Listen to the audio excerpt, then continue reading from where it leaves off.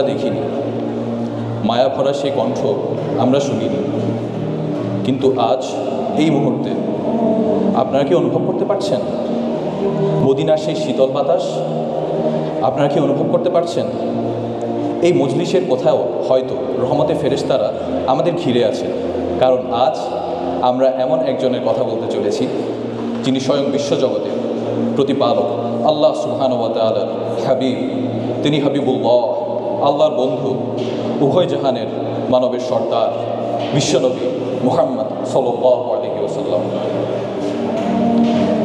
অথচ আজকের এই যান্ত্রিক নগরে আমাদের ব্যস্ততম জীবনে আমরা কি একবারও ভেবেছি কে তিনি? আমাদের সাথে তার সম্পর্কটা আসলে কিসের?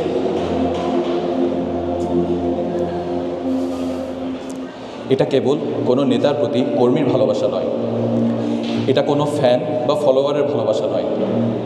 এই ভালোবাসা, এই টান রক্তের চেয়েও গভীর, আত্মার চেয়েও আপন। আসুন একটু পিছনে ফিরে যাই 1400 বছর আগের মক্কার ধুলিমলিন পথে। আপনার কি মক্কার অলিগলিতে হাঁটা সেই মানুষটিকে দেখতে পাচ্ছেন, যিনি ছিলেন মক্কার সবচেয়ে সম্ভ্রান্ত বংশের সন্তান? সবাই তাকে আল আমিন বলে বুকে জড়িয়ে ধরতেন। নবুয়তের পর সেই মানুষটি হয়ে গেলেন সবার শত্রু। আপনারা কি দেখতে পাচ্ছেন সেই দিনের দৃশ্য? কাবার চত্বর, সিজদায় পড়ে আছেন বিশ্বনবী সাল্লাল্লাহু আলাইহি ওয়াসাল্লাম নিজ রবের সামনে অবনত। ঠিক সেই মুহূর্তে কুরাইশের এক লোক উটের পচা, গলিত, দুর্গন্ধযুক্ত নারী ভুঁড়ি ছুঁড়ে মারল আল্লাহর হাবিবের পবিত্র পিঠের উপর। কল্পনা করতে পারেন সেই দুর্গন্ধ, সেই ভারী বোঝা? নারী ভুঁড়ির দুর্গন্ধে শ্বাস বন্ধ হয়ে আসছে। ভারে তিনি নড়তে পারছেন না। সেদিন দৌড়ে এসেছিল ছোট্ট মেয়ে ফাতিমা। বাবার পিঠ থেকে ময়লা সরাতে সরাতে ফাতিমা কাঁদছিল। মাথা তুলে মেয়ের চোখের পানি মুছে তিনি বললেন, কেঁদো না মা, আল্লাহ তোমার বাবাকে রক্ষা করবে।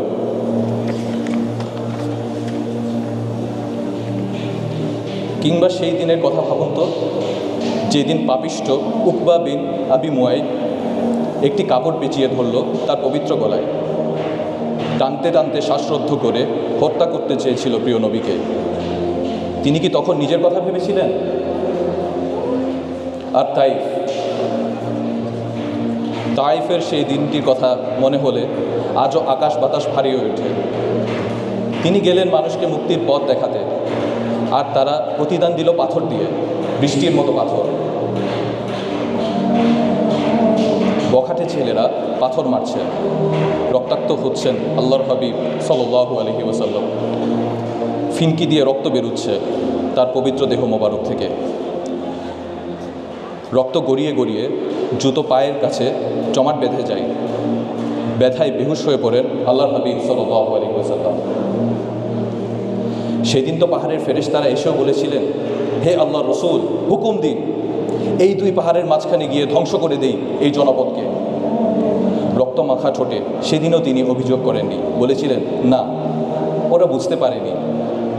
আমি আশাবাদী হয়তো এদের অনাগত সন্তানরা একদিন আল্লাহকে ডাকবে। তার জন্য ছিল এই রক্ত, কার জন্য এই হাহাকার? শুধুমাত্র আমার জন্য, আপনার জন্য, আমাদের জন্য। তিনি আমাদের কতটা ভালোবাসতেন তা কি আমরা কখনো অনুভব করেছি? একদিন তিনি সাহাবীদের মাঝে বসে হঠাৎ কেঁদে বললেন, আমার ভাইদের সাথে সাক্ষাৎ করতে বড় ইচ্ছে হয়। সাহাবীরা অবাক হয়ে জিজ্ঞেস করলেন, ইয়া রাসূলুল্লাহ, আমরা কি আপনার ভাই নই?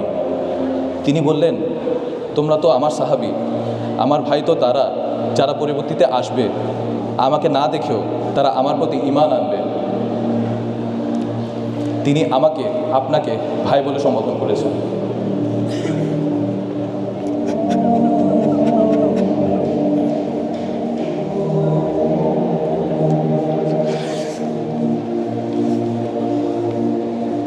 আম্মা আম্মাজান আয়েশা রাদিয়াল্লাহু তাআলা আনহু একবার রাসূল সাল্লাল্লাহু আলাইহি ওয়াসাল্লামের কাছে দোয়া চাইলে তিনি এমন মন ভরে দোয়া করলেন যে আম্মাজান খুশিতে হেসে ফেললেন। নবীজি তখন জিজ্ঞেস করলেন, আয়েশা, আমার দোয়া কি তোমাকে আনন্দ দিয়েছে? আম্মাজান বললেন, অবশ্যই। তখন তিনি বললেন, আল্লাহর কসম, আমি প্রতি সালাতে আমার উম্মতের জন্য ঠিক এই দোয়াটিই করি।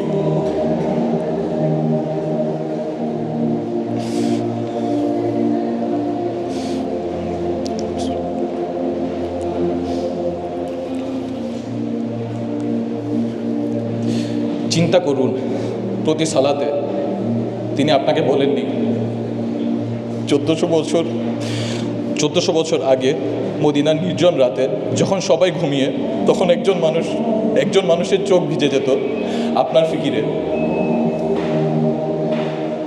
আর আজ আমরা সেই উম্মত, তাকে কোথায় নিয়ে দাঁড়িয়ে আছি?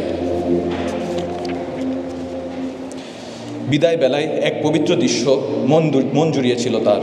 হযরত আবু বকর রাদিয়াল্লাহু তাআলা আনহু এর ইমামতিতে সাহাবীরা সালাত আদায় করছেন, আর তিনি পর্দার আড়াল থেকে এই দৃশ্য দেখে মুচকি হাসছেন। তার প্রশান্তি ছিল, আমার উম্মত একতাবদ্ধ, আমার উম্মত আল্লাহর পানে রুকু সিজদায় অবনত। কিন্তু আজ যদি রাসূল সাল্লাল্লাহু আলাইহি ওয়াসাল্লাম ফিরে আসতেন, যদি তিনি দেখতেন তার সেই আদরের উম্মতের মসজিদগুলো আজ ফজরের সময় খালি পড়ে থাকে, যদি তিনি দেখতেন তার ভাইয়েরা আজ অশ্লীলতায় মত্ত, যেই উম্মতের জন্য তিনি উহুদে রক্ত ঝরিয়েছেন, সেই মানুষেরা আজ সামান্য দুনিয়ার লোভে মিথ্যা বলে, ধোঁকা দেয়।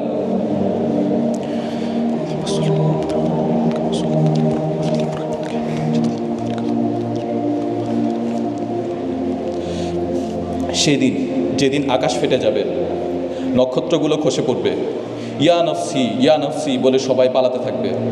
মা সন্তানকে চিনবে না, বাবা চিনবে না ছেলেকে, নবীরা পর্যন্ত ভয় কাঁপতে থাকবেন। সেদিন একজন মানুষ আল্লাহর আরশের নিচে দাঁড়ায় সেজদায় পড়ে থাকবেন, আল্লাহর আরশের নিচে সেজদায় পড়ে থাকবেন। আল্লাহ জিজ্ঞেস করবেন, হে মুহাম্মদ, মাথা তুলুন, চান দেওয়া হবে, সুপারিশ করুন, কবুল করা হবে। সেদিন তিনি নিজের জন্য জান্নাত চাইবেন না,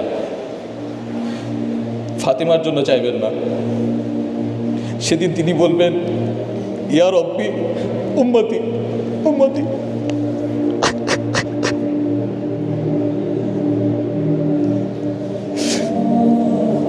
হে আল্লাহ, আমার উম্মত। যিনি আমার জন্য হাসরের মাঠেও কাঁদবেন। কেমন করে আমরা সেই নবীর সুন্নাতকে অবজ্ঞা করি? কেমন করে সেই নবীর কলিজায় আঘাত দিয়ে পাপাচারে লিপ্ত হই? আমরা কি বড় বেশি অকৃতজ্ঞ নই?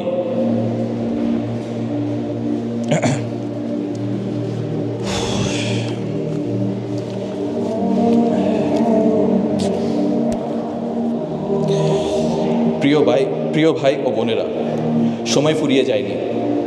রাসূলুল্লাহ সাল্লাল্লাহু আলাইহি ওয়াসাল্লামের ভালোবাসা মানে কেবল রবিউল আওয়ালে নাত গাওয়া নয়। তার ভালোবাসা মানে তার আদেশে নিজেকে রাঙানো, তার আখলাকে নিজের জীবনকে সুশোভিত করা। তিনিই তো উসওয়াতুল হাসানা, সর্বোত্তম আদর্শ। আসুন আজ এই সিরাত এক্সিবিশন প্রোগ্রামে আমরা প্রতিজ্ঞা করি, আমরা সেই মহান মানুষটার প্রেমে পড়ব। আমরা সেই দৃশ্যের নীলিমায় হারাবো, যেখানে হাউজে কাউসারের পর পারে সেই প্রতীক্ষিত মুহূর্তে আমাদের জন্য অপেক্ষা করবেন আল্লাহর রসুল রহমাতুল্লিল আলামিন খাতামুল আম্বিয়া মুস্তাফা মুহাম্মদ সাল্লাল্লাহু আলাইহি ওয়াসাল্লাম। মন প্রাণ উজাড় করে তাই চলুন সেই মহান মানুষের নিমিত্তে আমরা দুরূদ পাঠ করি।